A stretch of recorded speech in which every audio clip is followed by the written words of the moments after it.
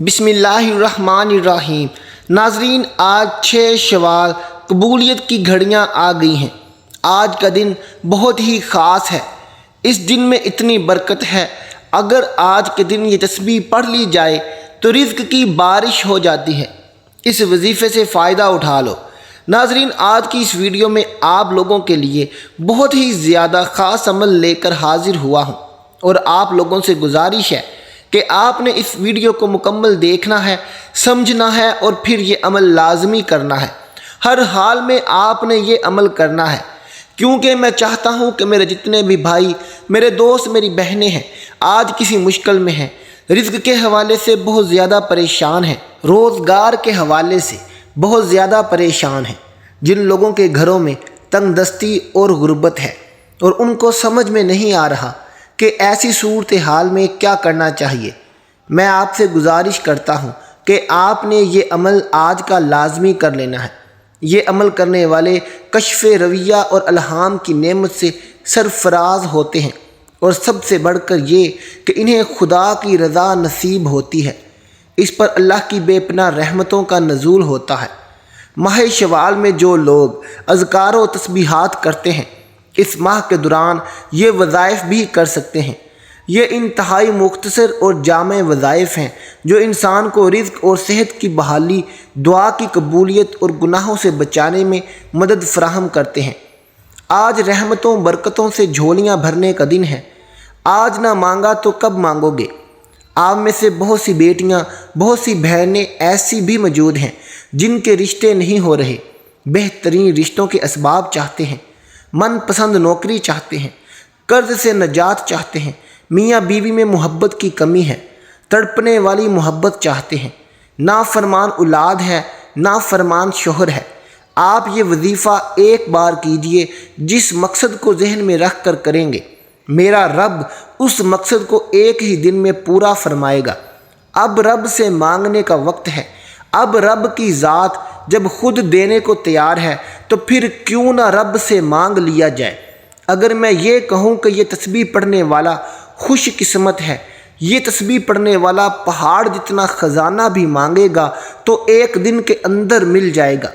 جب اللہ رب العزت اپنے لیے اپنے بندے کی محبت تڑپ دیکھنا چاہتا ہے تو وہ اس کی مختلف بہانوں سے آزمائش کرتا ہے۔ اس آزمائش میں وہ اسے اکیلا نہیں چھوڑتا، بلکہ وہ اسے مختلف ذریعوں سے مدد اور امداد پہنچاتا رہتا ہے، تاکہ اس کا بندہ تھک کر راستے میں ہی نہ رک جائے، مدد کی فریاد کرتے ہوئے مایوس ہی نہ ہو جائے۔ وہ اس کے سامنے ایسے ایسے معجزے اور کرامات کرتا رہتا ہے کہ اس کا ایمان اور بڑھ جاتا ہے، اور پھر وہ اور پختگی اور توکل کے ساتھ خوشی خوشی ہر مشکل کا سامنا کرتا ہے، اس یقین کے ساتھ میرے رب نے اس مشکل کے بعد آسانی بھی لکھ رکھی ہے۔ کیا ہی خوبصورت لمحہ ہوتا ہے جب خود خالق اپنی مخلوق کی محبت اور تڑپ دیکھنے کی چاہ رکھتا ہے، جب وہ کسی ایک کو اپنے لیے منتخب کر لیتا ہے، جب وہ اسے تہجدوں کے سجدوں کی لذت سے آشنا کرتا ہے۔ جس نے اپنی روح اپنی بندوں میں پھونکی، وہ کیسے پھر اپنے بندے سے جدا ہو سکتا ہے؟ یہ ڈوبتی ابھرتی دھڑکنیں اور سانسوں کی روانی سب اسی کے خالق ہونے کا پتہ دیتی ہیں۔ یہ بتاتی ہیں کہ اس کے بغیر تمہارا کوئی وجود نہیں اور نہ ہی کوئی ہستی، اور ہاں، تمہاری زندگی میں اب خوشیاں لکھی جا چکی ہیں۔ اب تمہارے لیے صبر کا نہیں، اجر کا وقت ہے۔ اب دنیا کی ہر شے تمہارے لیے کن کے معجزے کی تلاش میں ہے۔ اب اللہ رب العزت چاہتا ہے کہ تمہیں عطا کیا جائے کہ تم راضی ہو جاؤ۔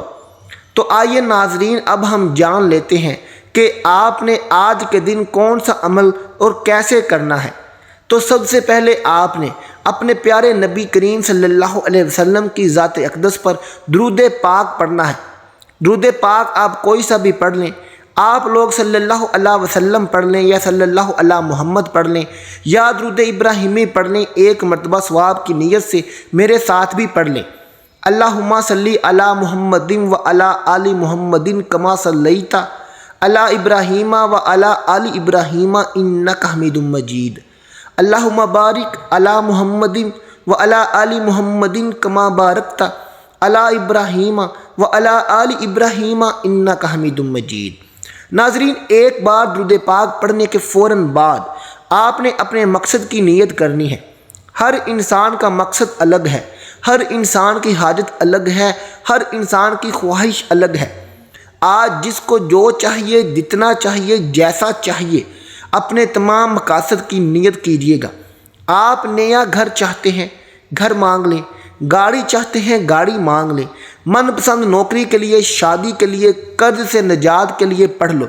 الغرض دنیا جہان کا جو بھی آپ کا مقصد ہے، اپنے مقصد کی نیت کرتے ساتھ ہی فوری طور پر آپ نے ایک بار اعوذ باللہ من الشیطان الرجیم بسم اللہ الرحمن الرحیم پڑھ کر وظیفے کا آغاز کرنا ہے۔ اور سب سے پہلے نمبر پر جو وظیفہ آپ نے پڑھنا ہے وہ وظیفہ سورۃ الکوثر کا وظیفہ ہے۔ ایک بار اس کی تلاوت ملاحظہ فرمائیے۔ اِنَّا أَعْطَيْنَاكَ الْكَوْثَرَ فَصَلِّ لِرَبِّكَ وَانْحَرْ إِنَّ شَانِئَكَ هُوَ الْأَبْتَرُ۔ سورہ کوثر آپ نے صرف اور صرف ایک بار پڑھنی ہے۔ ایک مرتبہ پڑھنے کے فوراً بعد جو وظیفہ اس عمل میں آسان سا چھوٹا سا وظیفہ آپ کو شامل کرنا ہے، یہ وظیفہ اللہ الصمد کا وظیفہ ہے۔ اپنے ہاتھوں میں چاہو تو ایک تسبیح پکڑ لیں، اگر آپ کے پاس تسبیح موجود نہ ہو تو سیدھے ہاتھ پر پڑھ لینا، زبانی کاؤنٹ کر لینا، جیسے آپ کو بہتر لگے ویسے آپ لوگ اسے پڑھ سکتے ہیں۔ اللہ الصمد کا وظیفہ آپ لوگ اپنے انداز سے پڑھیے گا۔ آپ نے کس طرح پڑھنا ہے ایک بار میں بھی آپ کو بتا دیتا ہوں۔ اللہ الصمد ایک بار ہو گیا، اللہ الصمد دو بار ہو گیا، اللہ الصمد تین بار ہو گیا۔ اسی طرح سے آپ اللہ الصمد کو ہاتھ کی انگلیوں پر پڑھ لیں یا تسبیح کے دانوں پر پڑھ لیں۔ آپ نے صرف اور صرف اللہ الصمد کو 11 مرتبہ پڑھنا ہے، اور پورا عمل شروع سے لے کر اینڈ تک جو آپ کو پڑھنا ہے ایک ہی وقت میں ایک ہی جگہ پر بیٹھ کر ایک ساتھ آپ کو پورا عمل پڑھنا ہے۔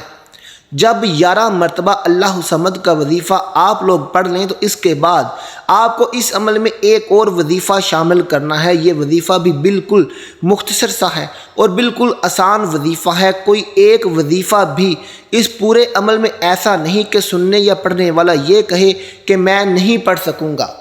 پیاری بہنوں، پیارے دوستوں، اتنا آسان عمل ہے، اتنا مجرب عمل ہے کہ شاید آپ نے اس سے زیادہ پاورفل وظیفہ بھی اپنی زندگی میں نہ کیا ہو، اور اس سے زیادہ آپ نے آسان وظیفہ بھی اپنی زندگی میں نہ کیا ہو۔ یہ وظیفہ، یہ پورا عمل جب آپ لوگ مکمل سن لیں، پڑھیں گے تو کہیں گے کہ یہ تو بڑا آسان سا عمل ہے۔ آپ نے اللہ الصمد پڑھ لیا، 11 مرتبہ پڑھ لیا، اب آپ کو آگے کیا پڑھنا ہے؟ اب جو وظیفہ آپ کو اس عمل میں شامل کرنا ہے، ایک چھوٹا سا آسان سا وظیفہ اس عمل میں اور آپ کو شامل کرنا ہے۔ آپ لوگوں نے اپنے ہاتھوں میں ایک تسبیح پکڑ لینی ہے۔ تسبیح نہ ہو تو سیدھے ہاتھ پر پڑھ لیجئے۔ آپ کو کچھ بھی کر لیں، لیکن آپ نے کاؤنٹنگ جو گنتی ہے وہ یاد رکھنی ہے۔ اس کا طریقہ آپ جو بھی رکھ لیں۔ یہ وظیفہ یا غنی کا وظیفہ ہے۔ یا غنیوں آپ لوگ اپنے انداز میں پڑھیے گا، طریقہ جان لیجئے۔ یا غنی ایک بار ہو گیا، یا غنی 2 بار ہو گیا، یا غنی 3 بار ہو گیا۔ یہ وظیفہ یا غنیوں کا آپ نے تسبیح کے دانوں پر یا ہاتھ کی انگلیوں پر 11 مرتبہ پڑھ لینا ہے۔ جب 11 مرتبہ یا غنی کا وظیفہ بھی آپ لوگ پڑھ لیں تو فوراً آپ کو اس عمل میں آگے کیا پڑھنا ہے یہ آپ لوگ سمجھیں۔ بالکل اینڈ میں، بالکل آخر میں آپ لوگوں کو یہ آخری وظیفہ پڑھنا ہے، استغفر اللہ، استغفر اللہ، استغفر اللہ۔ استغفر اللہ پڑھتے رہیں۔ استغفر اللہ آپ لوگ اپنے انداز میں پڑھ سکتے ہیں، آپ ایسے بھی پڑھ سکتے ہیں، تسبیح کے دانوں پر پڑھ لیں۔ استغفر اللہ 1 بار ہو گیا، استغفر اللہ 2 بار ہو گیا، استغفر اللہ 3 بار ہو گیا۔ اسی طرح آپ استغفر اللہ کو ہاتھ کی انگلیوں پر پڑھ لیں یا تسبیح کے دانوں پر پڑھ لیں۔ آپ نے صرف اور صرف 21 بار استغفر اللہ کو پڑھنا ہے۔ اب سارے عمل کی ترتیب کچھ اس طرح سے ہوگی۔ سب سے پہلے آپ نے 1 مرتبہ کوئی سا بھی درود پاک پڑھ لیا، پھر آپ نے اعوذ باللہ من الشیطان الرجیم بسم اللہ الرحمن الرحیم پڑھ کر پہلے نمبر پر آپ نے 1 بار سورۃ کوثر پڑھ لی۔ اس کے فوراً بعد آپ نے دوسرے نمبر پر 11 مرتبہ اللہ الصمد کا وظیفہ پڑھا۔ اس کے بعد تیسرے نمبر پر آپ نے یا غنیوں کا وظیفہ پڑھا۔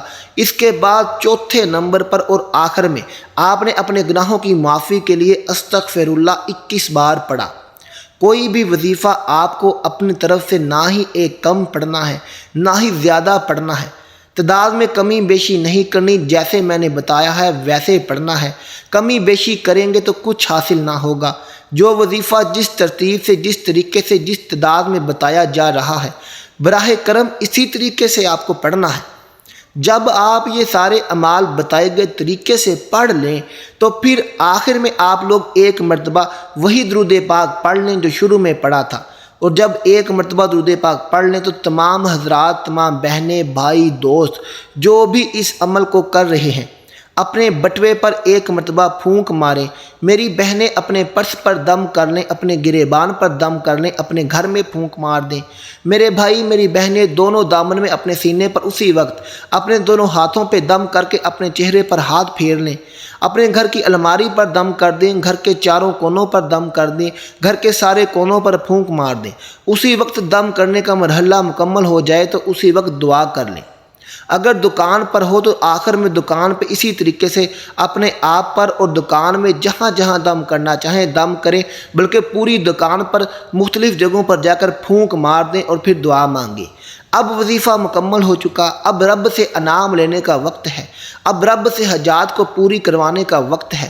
جو بندہ وظیفے کے بعد ہاتھ اٹھا کر دعا نہیں کرتا، میرا رب اس کے وظیفے کو اس کے منہ پر مار دیتا ہے۔